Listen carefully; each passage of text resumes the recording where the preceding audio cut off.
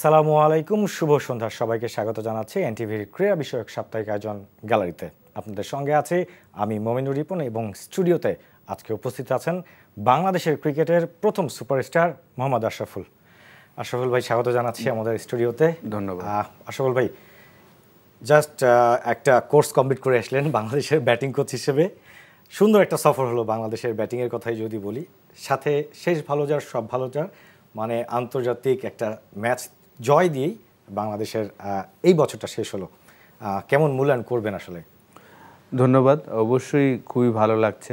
First of all Bangladesh team আসলে last একটা বছর টি-20 ক্রিকেট খুবই সাকসেসফুল একটা টিম। প্রায় 5টা না 4টা সিরিজ উইন করেছে। সেইটার মধ্যে ওয়েস্ট ইন্ডিজে যে তারা ওয়েস্ট ইন্ডিজকে হারিয়েছেন 3-0-তে, শ্রীলঙ্কার মাটিতে যে প্রথম ম্যাচ হারার পরে আবার ব্যাক টু ব্যাক 2টা ম্যাচ উইন করে সিরিজ উইন, নেদারল্যান্ডের সাথে আমরা আমাদের হোম কন্ডিশনে উইন করেছি, পাকিস্তানের সাথে আমাদের হোম কন্ডিশনে। তো ওভারঅল টি-20 এই ফরম্যাটটাতে আমরা রেজাল্ট পাচ্ছি মাশাআল্লাহ, এবং শেষটাও ভালো হলো। আশা করব যে এই কনফিডেন্স নিয়ে আমরা ওয়ার্ল্ড কাপে ভালো করব, এটাই আশা থাকবে। যদিও আমরা যদি অতীত দেখি, আমাদের সবসময় আমরা যাওয়ার আগে ভালো করি, কিন্তু আইসিসি ইভেন্টে যেয়ে কিন্তু অতটা ভালো করতে পারি না। তো এটা নিয়ে আমাদের সবার চিন্তা যে আমরা কিভাবে আইসিসি ইভেন্টে যেয়ে ভালো করব। তো এটার জন্য বড় একটা প্ল্যাটফর্ম আমি মনে করি যে বিপিএলে যাওয়ার আগে প্লেয়াররা অ্যাটলিস্ট 10 থেকে 13টা ম্যাচ খেলার অপরচুনিটি পাবে, যারা ফাইনাল পর্যন্ত খেলতে পারবে। তো এই সময়টা যদি তারা তাদের ভালো সময় কাটাতে পারে আর কি, 3টা ডিপার্টমেন্টই যদি তারা ভালো করতে পারে, তখন আমরা হয়তোবা আইসিসি ইভেন্ট, যেহেতু আমাদের ইন্ডিয়াতেই খেলা হচ্ছে, কলকাতাতে প্রথম 3টা ম্যাচ, তারপরে একটা মুম্বাইতে হবে। তো ফার্স্ট গোল তো ডেফিনেটলি সবাই যে সুপার 8-এ যাওয়া, ফার্স্ট রাউন্ড যেন আমরা পার করতে পারি। আমাদের গ্রুপটা কিন্তু খুব স্ট্রং। আপনি যদি দেখেন যে নেপাল এই ফরম্যাটে ভালো ক্রিকেট খেলে থাকে, ওয়েস্ট ইন্ডিজ এবং ইংল্যান্ড আছে, চ্যাম্পিয়ন, এবং ইটালি আছে।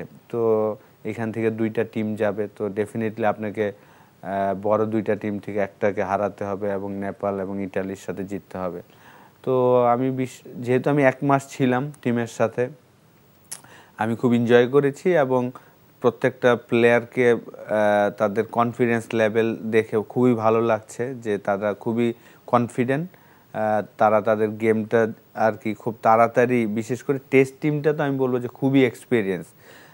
যেহেতু আমি শুরুটাই করেছিলাম টেস্ট ম্যাচ দিয়ে, এবং বাংলাদেশের ইতিহাসে যদি দেখেন 25 বছর ধরে আমরা টেস্ট খেলছি, এত সাকসেসফুল একটা টেস্ট সিরিজ খুব কমই হয়েছে।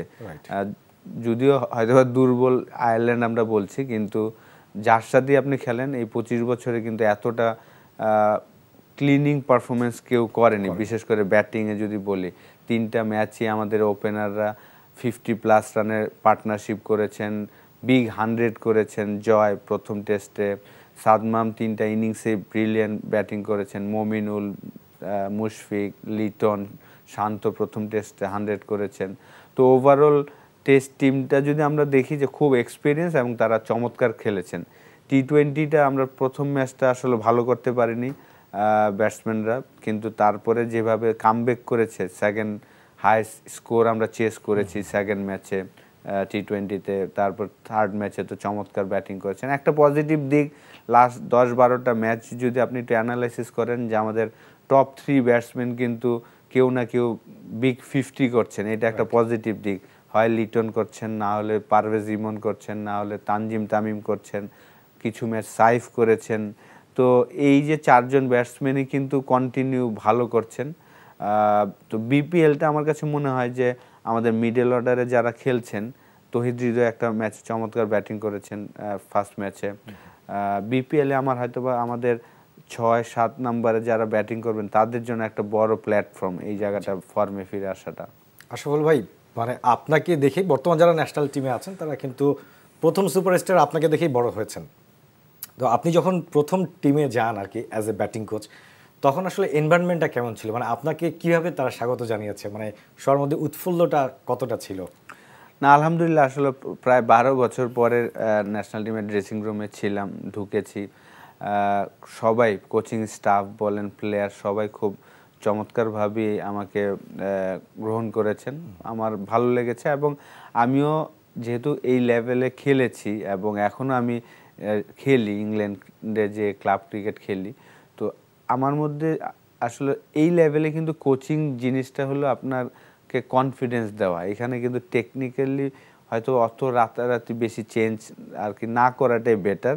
আপনি যেই টেকনিক নিয়ে খেলছেন, আপনি কিভাবে স্কোর করবেন, সিচুয়েশনগুলো কি ডিমান্ড করছে, এই জিনিসগুলো জাস্ট আপনি ডিসকাস করলেই কিন্তু গুড এনাফ আমি মনে করি। তো সিরিজের মাঝখানে আসলে কোচিং জিনিসটাই হলো আপনাকে যতটা কনফিডেন্স দেওয়া, বিলিভ দেওয়া যে না তুমি পারো, করেছো, অতীতে তুমি করেছো, এবং কিভাবে ইনিংসটা বিল্ড করতে, এই ছোটোখাটো জিনিসগুলো ডিসকাস করাটাই একটা প্লেয়ারের জন্য গুড এনাফ। তো আলহামদুলিল্লাহ আমার জন্য কাজটা খুব সহজ ছিল। আমি বরাবরই সবসময় বলে আসি যে যারা টপ লেভেল ক্রিকেট খেলেছেন এবং যারা আমাদের বয়সী আর কি, আমরা যারা কোচিংয়ে এসেছি, আমাদের জন্য খুব সহজ টপ লেভেলে কাজ করা। জুনিয়র লেভেলে কাজ করাটা অনেক কঠিন আমাদের জন্য। তাদের বেসিক থেকে একদম শুরু করে ওই জায়গাটা আমাদের জন্য কঠিন, কিন্তু আমরা যারা এলিট প্লেয়ার ওদের সাথে ওয়ান টু ওয়ান কিছু কিছু ডিসকাস করলেই হয়তো গুড এনাফ।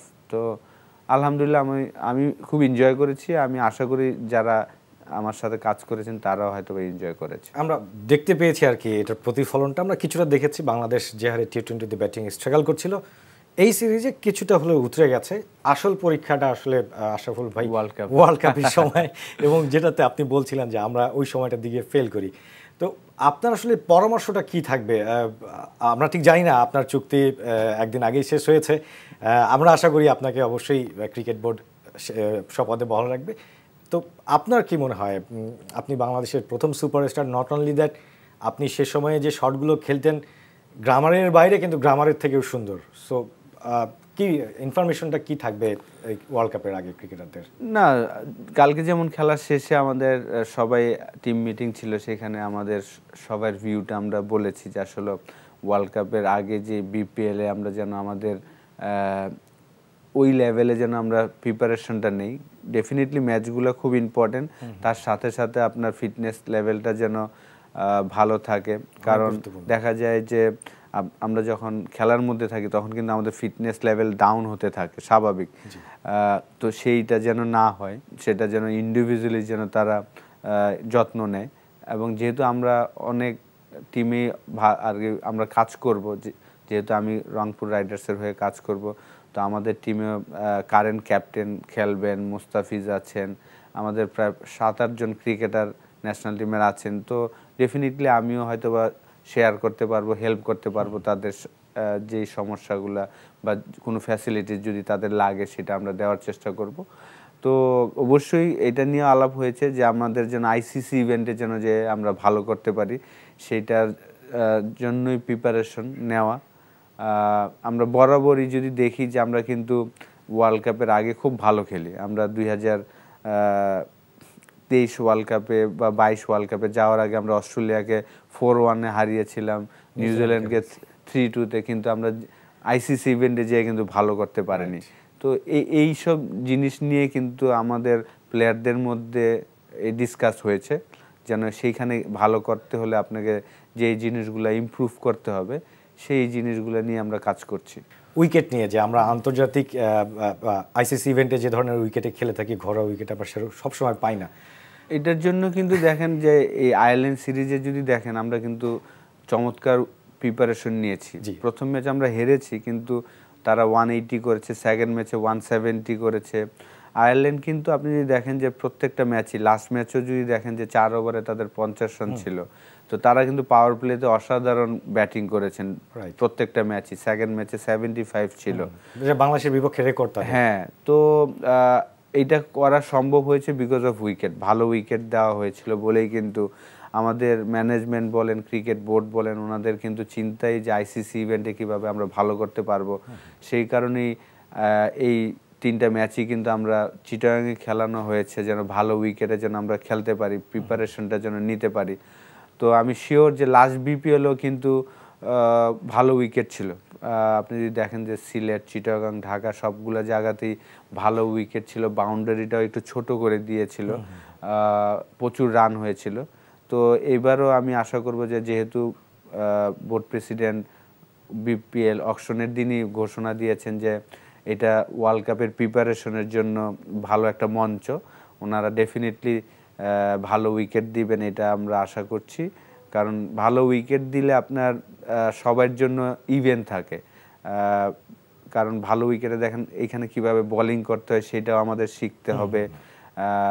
এবং এইখানে আমাদের ওয়ার্ল্ড কাপে ভালো করতে হলে ডেফিনেটলি আপনাকে 180 থেকে 200 রান আগে ব্যাটিং করে করতে হবে এবং চেস করতে হবে। এই দুইটা জিনিসই আপনাকে শিখতে হবে এই 12 থেকে 13টা ম্যাচের মধ্যে। তো আমাদের প্লেয়ারদের এই জিনিসটা যদি আমরা শিখতে পারি, অ্যাটলিস্ট 10 থেকে 12-13টা ম্যাচের মধ্যে যদি আপনি 7-8টা ম্যাচে কন্টিনিউ করতে পারেন যে আমি 180+ রান করছি, ওইটা আবার চেস করছি, তখনই আপনি আশা করতে পারেন যে আমরা এবারের ওয়ার্ল্ড কাপে যে আমরা ভালো একটা রেজাল্ট করতে পারবো। আশরাফুল ভাই, যদিও আসলে সময়কালটা ডিফারেন্ট, আপনি কিন্তু দেশের বাইরেও খুব দুর্দান্ত খেলেছেন একদম আননোন কন্ডিশনে গিয়ে। আমাদের প্লেয়াররা ঠিক ওই জায়গাটায় মানে ঠিক কী কারণে অবজার্ভটা করতে পারেন? আমরা অনেক সময় দেখি আমাদের ম্যাক্সিমাম প্লেয়ার ঘরের মাটিতে খুবই ভালো খেলেন, কিন্তু মাঠ চেঞ্জ হইলে তাদের পারফরমেন্সটা একটু কম বেশি হয়ে যায়। এইটা আমি মনে করি না।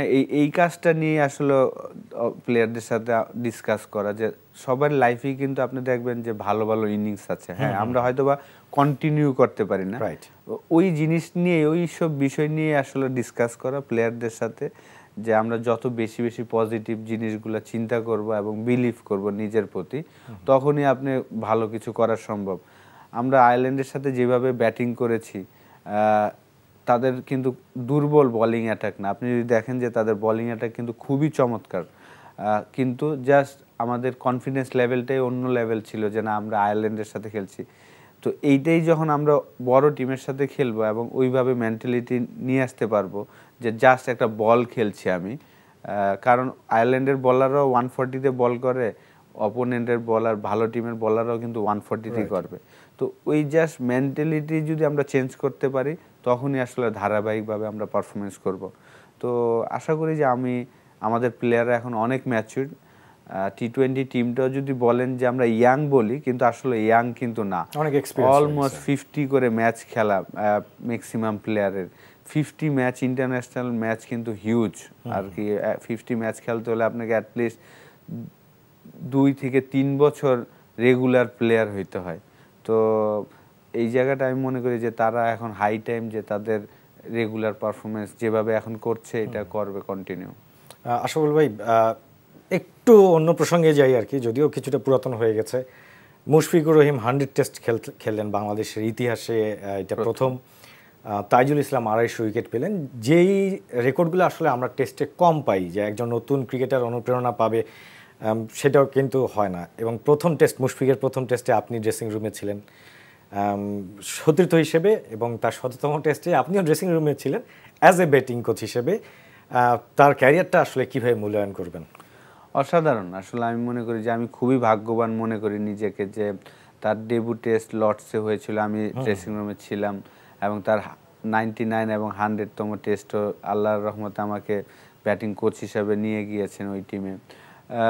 মুশফিককে একদম প্রথম থেকেই যে দেখেছি যে একটাই ওয়ার্ড বলবো যে ডিসিপ্লিন। তার মতন ডিসিপ্লিন লাইফ আমাদের কোনো ক্রিকেটারই লিড করেনি। এই 20 বছর ধরে একই রুটিনে সে লাইফটা কাটাচ্ছেন। ফজরের নামাজ পড়ে প্র্যাকটিসে চলে যান, রানিং করতে, জিম করতে, তারপর ব্যাটিং করে সব কাজ করে চলে আসেন। তো এই যে একটা, এবং এই যোগে লাস্ট 20 বছরের যোগে 10টা, 9:30, 10টার মধ্যে ঘুমিয়ে যাওয়াটা, এইটা একটা বিরাট চ্যালেঞ্জ। এইটা আসলে কোনো মানুষ করতে পারে আমার ধারণা নাই। তো মুশফিককে দেখে আমরা আসলে, আমার মনে হয় যে যারা ফিউচার ক্রিকেটার হবেন বা এখনও যারা খেলছেন, জাস্ট মুশফিকের এই ডিসিপ্লিনটা যদি নিতে পারে তাহলে আসলে আমি মনে করি যে তারা তাদের জীবনে সাকসেসফুল হওয়া সম্ভব। মানে মুশফিকের যে পরিশ্রমের যে আগ্রহ, যদি বলি যে সিলেট টেস্ট শেষ হওয়ার পর একদিন আগেই শেষ হয়ে গেছে, মুশফিক কিন্তু তার প্র্যাকটিসের শিডিউল বিসিবিতে পাঠিয়ে দিয়েছেন, কারণ ঢাকায় উনি বাড়তি 3 দিন প্র্যাকটিস করতে চান। মানে তরুণ প্লেয়াররা যখন এই চিন্তা করে না, তখন মুশফিক এই চিন্তাটা করেন। আসলে এইটা কতটা অনুপ্রেরণার একটা প্লেয়ারের জন্য ভাই? এটা তো ডেফিনেটলি আসলে আপনার বললাম না যে এরকম ডেডিকেশন যদি থাকে তাহলেই আসলে আপনি একটা ভালো জায়গায় পৌঁছাতে পারবেন। এবং ফার্স্ট অফ অল আসলে খেলাটাকে ভালোবাসতে হবে। সে খেলাটা এত ভালোবাসে, আমরা যদি সবাই ওইভাবে চিন্তা করি যে আমি আর কত বছর খেলতে পারবো, বেশি দিন কিন্তু সর্বোচ্চ 20-22 বছর। টেন্ডুলকার যেমন 24 বছর খেলেছেন, হাইয়েস্ট ইন্টারন্যাশনাল ইয়ার সে খেলেছেন। তো ওইটা করতে হলে আপনাকে ওই লেভেলে আসলে ডেডিকেশন থাকতে হবে। ডেডিকেশন না হলে ভালোবাসা থাকতে হবে, খেলাটার প্রতি ভালোবাসা। তো ওর এইটার জন্য আমি বললাম যে আমাদের ফিউচার যত ক্রিকেটার হবেন বা এখন যারা আছেন তাদের সবাই আসলে মুশফিকের লাইফস্টাইলটা জানা উচিত। যদিও আসলে সবাই যে ওর মতনই হইতে হবে এরকম না, এক একজনের রুটিন এক এক রকম, কিন্তু তার রুটিনটা টোটালি ডিফারেন্ট। অনেক ক্রিকেট বোধহয় মানছে যে ওয়ার্ল্ড কাপের আগে বিপিএলটা অন্তত প্লেয়ারদের ওয়ার্ম আপের জন্য হোক, প্রস্তুতির জন্য ভালো একটা প্ল্যাটফর্ম হবে। আপনি একটা দলের কোচ, রংপুর রাইডার্স, আপনার কি মানে মনে হয় যে এই টুর্নামেন্টটা কি প্লেয়াররা ঠিক সেইভাবে ইউজ করতে পারবে, এবং আপনার দলটা কেমন হচ্ছে? সেখানে ন্যাশনাল টিমের প্লেয়ার রয়েছে, লিটন দাস রয়েছে। না, অবশ্যই রংপুর রাইডার্স একটা অনেক পুরানো ফ্র্যাঞ্চাইজি, একটা সবসময় তারা বেস্ট টিমটা করার চেষ্টা করেন। এই বছর হাইয়েস্ট পেমেন্ট দিয়ে টিম করেছেন। লোকাল প্লেয়ারদের যদি দেখেন যে অলমোস্ট 4 কোটি প্লাস টাকা দিয়ে লোকাল প্লেয়ারদের নেওয়া হয়েছে।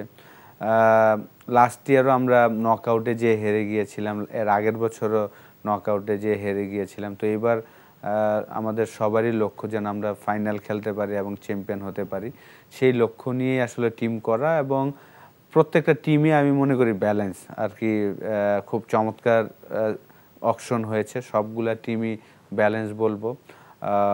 তো আমাদের টিমে কারেন্ট টি-20 ক্যাপ্টেন আছেন, মুস্তাফিজ আছেন, বাংলাদেশের ফাস্টেস্ট বোলার নাহিদ রানা আছেন, নুরুল হাসান সোহান লম্বা সময় এই টিমের ক্যাপ্টেন্সি করছেন, সে আছেন।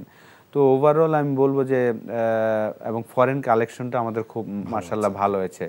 কায়েল মায়ার্সের মতন প্লেয়ার আছেন, ডেভিড মালান, ইফতেখার, তারপর আকিব জাভেদ লাস্ট ইয়ার খুব ভালো বল করেছিল, তারপর ফাহিম আশরাফ, খুশদিল শাহ। তো আমাদের সব কিছু আমি বলবো যে এই বছর খুব ব্যালেন্স একটা টিম, প্রচুর অলরাউন্ডার আছে আমাদের টিমে। তো আমরা যদি আমাদের বেস্ট ক্রিকেট খেলতে পারি অবশ্যই ভালো রেজাল্ট একটা আমরা আশা করি এবং পাবো। আর লোকাল প্লেয়ারদের কাছে তো অবশ্যই আমি যেটা আগেই বললাম যে আশা করব প্রত্যেকটা টিমেরই যারা লোকাল প্লেয়ার আছেন তারা যদি তাদের বেস্ট পারফরমেন্সটা করতে পারে তাহলেই কিন্তু টিমও বেনিফিট হবে, বাংলাদেশও বেনিফিট হবে। যেহেতু এই টুর্নামেন্টটার পরেই আমরা সাথে সাথেই ওয়ার্ল্ড কাপে যাচ্ছি, 1 সপ্তাহ পরেই। তো এই টুর্নামেন্টটা খুব ইম্পর্টেন্ট যে প্রত্যেকটা প্লেয়ার তার স্কিলটা যেন ভালো করতে পারে, পারফরমেন্সটা যেন ভালো থাকে। তো এইটাই আশা থাকবে। আশাফুল ভাই, মানে বিপিএল নিয়ে একটা আক্ষেপ ক্রিকেটারদের মধ্যে শোনা যায় যে হোম অ্যাওয়ে ম্যাচ যেটা পলিসি, এটা আমরা আসলে 12 বছর পেরিয়ে গেছে, এখন পর্যন্ত সেই পলিসিতে আসতে পারি নাই। এবং আর একটা যদি ঘাটতির কথা বলি, আমাদের লোকাল কালেকশন, যদি এই সময় আসলে ওয়ার্ল্ড ওয়াইড টুর্নামেন্ট চলে, একটু তুলনামূলক যদি অন্যান্য ফ্র্যাঞ্চাইজিগুলোর সাথে একটু ফরেন প্লেয়ারটার কালেকশনটা একটু তুলনামূলক কম, মানে এই দুইটা জায়গায় কি আপনার আক্ষেপ থাকে নাকি আশরাফুল ভাই? আমাদের টিমে তো কোনো আক্ষেপ নেই। আমাদের টিমে প্রতিপক্ষ তো চ্যালেঞ্জ জানাতে হবে। আমাদের টিমে আপনি যে 7-8 জন নাম বলছে সবগুলাই খুবই অসাধারণ প্লেয়ার, একদম বড় নাম। আমি আশা করি যে এইবার অনেকগুলো টিমেই ভালো ভালো প্লেয়ার আসবে। হ্যাঁ, লাস্ট কয়েকটা বছর যদি আমরা দেখি যে 2-3টা টিম বাদ দিলে বাকি টিমগুলো খুবই অর্ডিনারি ফরেনার নিয়ে আসতেন, এটা আমাদের বিপিএল এর মানটাও নিচের দিকে নিয়ে গিয়েছে। আমি মনে করি যে 3-4টা টিম একদম যারা ক্রিকেট খেলা ছেড়ে দিয়েছেন 3-4 বছর আগে, ওদের নিয়ে আসতেন। ওই মানের প্লেয়ার না এনে যদি লোকাল প্লেয়ারও খেলায়, যেটা আমাদের সাথে লাস্ট ইয়ার রাজশাহী করেছিলেন যে লোকাল 11 জন খেলিয়ে আমাদের হারিয়ে দিয়েছিলেন। তো এরকম হওয়া ভালো যে একদম 3 বছর আগে একটা আর কি ক্যারিয়ার শেষ কোনো হয়ে জায়গায় গেছে। খেলে না, এই ধরনের প্লেয়ার না আনলে আমার মনে হয় যে বেটার অপশন। আর হোম অ্যাওয়ের কথাটা যেটা মানে আক্ষেপ আছে, তো এটা তো অবশ্যই, এটা যখন আমরা করতে পারবো তখন আমাদের খেলার মানটা এবং পুরো স্টেডিয়াম ভর্তি মানুষ তখনই হবে। ধরেন আজকে আমরা সকালে ঢাকায় খেললাম, রাতের খেলাটা সিলেটে হলো, তারপরে এরপরের দিন চিটাগাংয়ে হলো, এরপরের দিন রাজশাহী, ভেন্যুটা তো এবার হয়নি, ফিউচারে হবে এটা আশা করব। তো ভেন্যু যত বাড়বে তত খেলার মানটাও বাড়বে এবং খেলার কোয়ালিটিটাও হবে। ফিউচারে ডেফিনেটলি আশা করি, যেহেতু এইবার ক্রিকেট বোর্ড অলরেডি 5 বছরের জন্য দিয়ে দিয়েছেন বলছেন, তো আমি আশা করব যে নেক্সট ইয়ার থেকে হয়তো আরও সুন্দর প্ল্যানিং করতে পারবে। এই সময়টা কিন্তু নতুন ক্রিকেট বোর্ড একদমই সময় পায়নি, খুব অল্প সময় খুব তাড়াহুড়া করে সব কিছু করতে হচ্ছে আমাদের প্লেয়ারদের জন্য। তো ফিউচারে আমি আশা করব যে ওনারা আরও প্ল্যান করবেন সুন্দর করে। আসল ভাই একটু ছোট করে জানতে চাই যে সিলেট চিটাগং ঠিক আছে, ঢাকার উইকেটটা বিপিএলে আপনার কতটুকু, মানে যেহেতু লাস্ট পর্বটা এখানেই হবে, ফাইনালটাও এখানে হবে, আমরা একটু দেখেছি যে টেস্টে উইকেটটা কিন্তু চেঞ্জ হয়েছিল। দেখেন না, আপনি যদি দেখেন বিপিএল আর কি মিরপুরে কিন্তু ভালো উইকেট হয়, এমন না যে হয় না, একেবারে হয় না। সেটা লাস্ট ইয়ার কিন্তু অনেক হাই স্কোরিং ম্যাচ হয়েছে। কিউরেটর চাইলেই কিন্তু ভালো উইকেট দিতে পারেন। কিছু কিছু সময় আসলে ওয়েদারের কারণে, কিছু সময় দেখেছিলাম যে আসলে এমন ওয়েদার ছিল, ঠান্ডার সময় যেহেতু খেলা হবে, প্রচুর রোদ না উঠলে তো আসলে ওই সময় উইকেটগুলো একটু ড্যাম থাকে, তো এই ওয়েদারের উপরেও একটু পারমিট করে। কিন্তু আমি জানি যে মিরপুর চাইলেই ভালো উইকেট বানানো সম্ভব। আমরাও আশা করছি যে মিরপুরে ভালো খেলা হবে। আশরাফুল ভাই, আমরা এখানেই শেষ করছি আজকের আয়োজন। আপনাকে অসংখ্য ধন্যবাদ আসার জন্য। দর্শক, এই ছিল আমাদের আজকের আয়োজন।